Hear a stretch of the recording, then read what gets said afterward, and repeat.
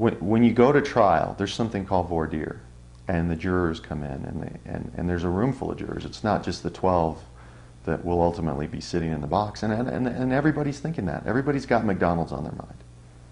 Everybody wants to know and talk about the McDonald's case, because that was nationwide news, and it happened here in New Mexico.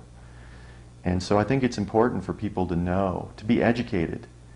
You know, I think jurors have a responsibility when they're sitting in that jury box to do the right thing and to listen to the facts and be fair about things.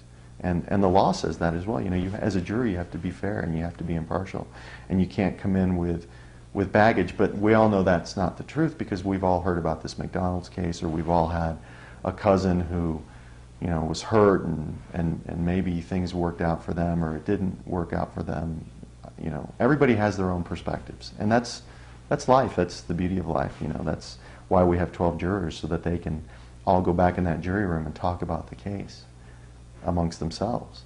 And so, yeah, that's something that everybody wants to talk about as McDonald's. And I think that, you know, part of my job is to educate people, to say, you know, there are things that most people haven't heard about that case. That woman was terribly injured. That woman was, you know, you wouldn't want your wife to have those kind of injuries, or your mother or your grandmother, third-degree burns to your genitalia. You know, and you would want whoever did that to your wife or your mother or your grandmother to do the right thing.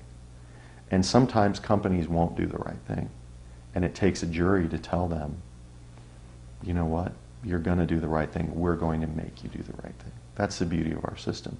And I think that's why there's so much talk about tort reform, because companies, you know, they don't always want to do the right thing. And nobody wants them telling, you know, you don't want somebody coming in and telling you, you know what, you did something wrong here. You were wrong. And you really hurt this person, or you hurt this family. And now it's time to make things right.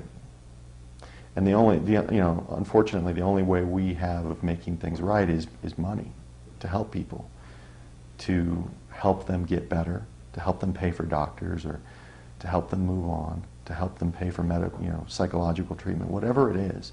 That's what our system is. You know, I can't put someone's arm back on their body, but maybe we can get them a prosthetic so that they can brush their own teeth again, or feed themselves, cook a meal again.